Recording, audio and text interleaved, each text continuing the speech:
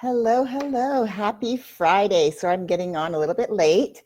Just had a couple little things I wanted to finish up for today's live. Really important to me, this topic, because I feel like this is a topic that a lot of people really, really struggle with. It's who is the master of your thoughts, right? Are you the master of your thoughts? Is someone else the master of your thoughts? You know, your subconscious you, the one that you're allowing to be in control. So I'm just inviting a couple of people on, but really, if you think about it, who is the master of your thoughts? So my name is Leslie Godet, and I'm an empowerment coach. And what I do is I help my clients, get a good handle on their mental clutter so that they're freed up to pursue their dreams and aspirations and turn their visions for their lives into their realities. Good morning. Thank you for joining. So today I wanted to come to you about your thoughts, like who is up here that's in control of your daily activities, of your daily life, right? Hi, how are you? And so I often think about this because I've actually had some issues with some of the things I'm going to talk to you today about. And maybe you can relate. So really, who is in control and why does it matter so much? It really does. So here we go. Who is doing the thinking and talking for me? That's the question that I've asked myself before. So up here, who's doing the thinking? Who's doing the talking? Could it be your inner critic? The one that fosters self-doubt, disbelief, that you're not worthy because someone else told you that, so you believed it. Or maybe you're comparing yourself to other people, what other people's journeys are. Remember, that's their journey, that's not your journey. But we tend to compare ourselves to others. Maybe you're motivated, the inner critic is motivated by low self-esteem, or maybe past trauma that threw you off, literally threw you off kilter, and instead you can't accept that you're capable of doing anything. So your inner critic has got control and has become the master of your thinking. Or maybe you are in a constant state of worrying. So you're the worrier, living in a world of what ifs. What if I try and I fail? What if I try and I succeed? That's a scary one. A lot of people are thinking, well, okay, so I succeed. Oh, now what's the next step? I'm afraid. What if I try and I get the same results from way back when? And maybe the results were a failure, or maybe they were good, but then you plateaued. So that's the worrier. How about the reactor, or maybe the overreactor? So the reactor are usually triggered by things that remind them of past traumatic events, causing their responses to be anger, frustration, and even pain. I call this the angry man. You can't let go of the past, and you can be easily set off if something or someone remotely reminds you of something bad that happened long ago, but you can't let it go because, well, those feelings are deep-rooted. And because of this, you have no real motivation because, well, why bother? Why should you believe anything good can come from anything you do? Because bad things happen. That's the mindset that you're allowing to rule your life, to tell you what you have to do, what you can do. Last but not least, how about this one? Insomnia, king or queen, the sleep depriver. I've suffered from this. I don't know if you can relate, but I've suffered from this in the past. Your inner voice won't shut off or shut down. And you find yourself waking up multiple times during the night, rehashing things, going over them and over them again. Maybe you come up with new ideas because your mind can't shut off. And then guess who else steps in to join the party? The inner critic and the constant worrier. Because why can't they step in and say, well, you know what? Why would you even think that you could possibly do this? And then the worrier steps in, well, what if you do try and you fail? Like, it's like a constant circle going round and round. And these things are happening to you while you are trying to sleep. So insomnia, I don't know about you, but the next day you wake up and you feel crappy and you don't even feel like doing anything. So what happens, because you've got three voices, the insomnia king or queen, the worrier, and the inner critic all going at you at the same time, that can create self-doubt. It can lower your self-esteem. So if you already have low self-esteem, that's going to even get worse. Your insecurities are going to start coming out. And then you won't even be a believer of your abilities. And guess what else steps in? Anxiety, because you're anxious over everything. Wow, like these are crazy, crazy, crazy masters of our thoughts if we allow them to stay that way. So how do you become the master of your thoughts? What can you do? Well, first of all, you can learn to interrupt and replace them, or you can learn to eliminate them altogether. So the inner critic, for example, when you start down the road to self-doubt or talking negative to yourself, talk back to that inner voice and say, no, you're wrong. I'm not going to listen to you anymore. I'm going to start believing in me. I have to start trusting my intuition. Don't allow things to get into here where your heart, your intuition, and you are believing, you're so passionate about something and you believe it with your whole heart. You know you can do this. And then all of a sudden you let up here, Mr. or Mrs. Inner Critic say to you, who do you think you are? You think you're capable? Oh my gosh, what if you fail? People are going to talk about you. You know that inner critic? Don't let that inner critic become your boss. And if it is your boss, flip it. Talk back and say, no way, no more. You're done. I'm taking control. How about the worrier? Prolonged anxiety is mentally, emotionally, and physically unhealthy, and it can have long-term health implications. And you should be able to tell when you're going into that worry mode. It's just by how you're feeling.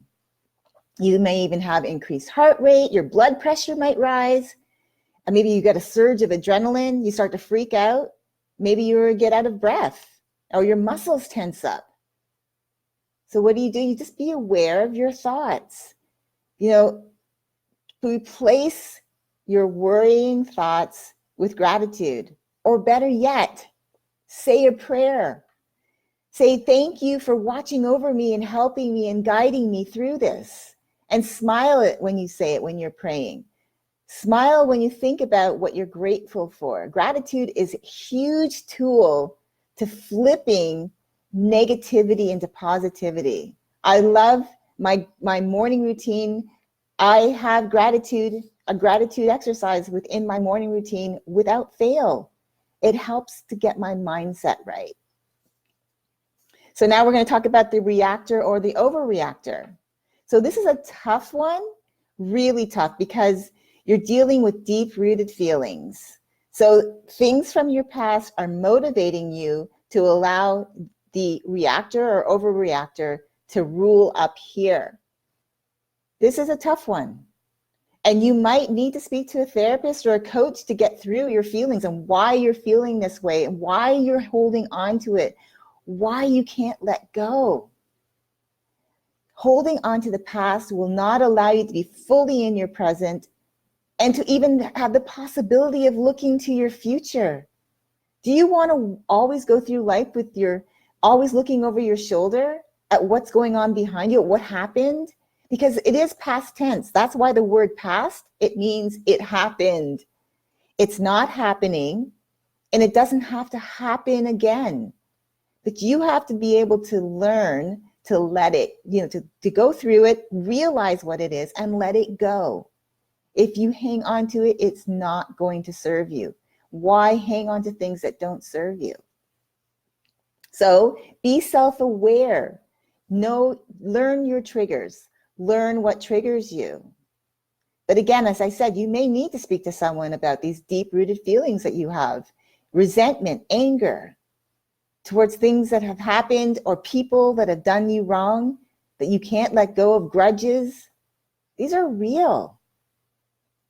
But if you can be self-aware, if you can be in the moment, and you do and you are aware of yourself, if your triggers, because they're so important, an exercise that you can try is deep breathing. So I know you say deep breathing, what is that going to do? It's going to calm you down. I don't know, for me, I found myself, and my husband's actually commented on it. Sometimes I'll like all of a sudden let out a huge sigh, and it feels so good. And I don't know why I did it, but I just know the residual feeling is, this feels like I feel good. I feel better. So I must have been holding on to something. And my husband will say, well, what's wrong? Is everything okay? And I'll say, yeah, no, I was just letting out a big sigh for no reason. I don't even know why. But so deep breathing exercises, they help calm your racing heart. So think about deep breathing if you can. But again, with this, the reactor, overreactor, you may need to talk to someone, because these are real deep-rooted issues, feelings that you're dealing with, that maybe you need to do more than just the deep breathing exercises. And last but not least, the insomnia king or queen, the one that's making you wake up to go over stuff again and again, or making you rethink what you've already planned. Then the critic gets in and starts having you doubt. What ifs all start to come to mind, and then you start worrying, well, can I do this? What if I succeed? And you're worrying about what the outcome is, and you don't know what the outcome is. You know, you can't control what you can't control. You cannot control your future. You cannot control anything except your reactions and your responses to things, to your triggers. That's all you can control. And that will ultimately either lead you down the road to guilt, shame, and regret, or you can be, taken to triumphs and happiness. It's your choice. So again, with if you're having issues with sleeping because your mind won't shut off, it won't shut down, start to focus on your breathing. Maybe start thinking the word in as you're breathing in, and think of the word out as you're exhaling your breath. Or maybe you start to say one for each, count for each breath. So one, like take a deep breath and you let it out, and it's one, and then take another deep breath, and then it's two. Focus your mind on something else other than those racing thoughts. And if you feel like you just can't let it go, have a notebook and a pen by your bed. I believe in this firmly because some great ideas actually have come to me in the middle of the night. I don't wake up like I used to, but I used to wake up at 3 o'clock every morning like clockwork because my mind was racing. So having a notebook was really helpful. And you get to write down, you get to write it, journal it out, get it out of here onto paper so you don't forget things. As I said, some gems came to me, and by writing it down, I was able to then relax because I wasn't constantly thinking. Then the worrier gets in and says, well, what if you forget it? You're going to forget it in the morning. You're not going to remember this. It's not going to work for you because you're going to forget. And the inner critic will say, yeah, what are you thinking? That's an idea that you have? Who do you think you are?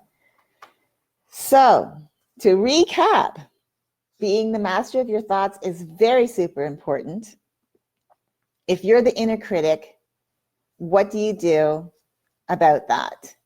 With self-doubt, low self-esteem, thinking all about, who do I think I am, being able to do these things?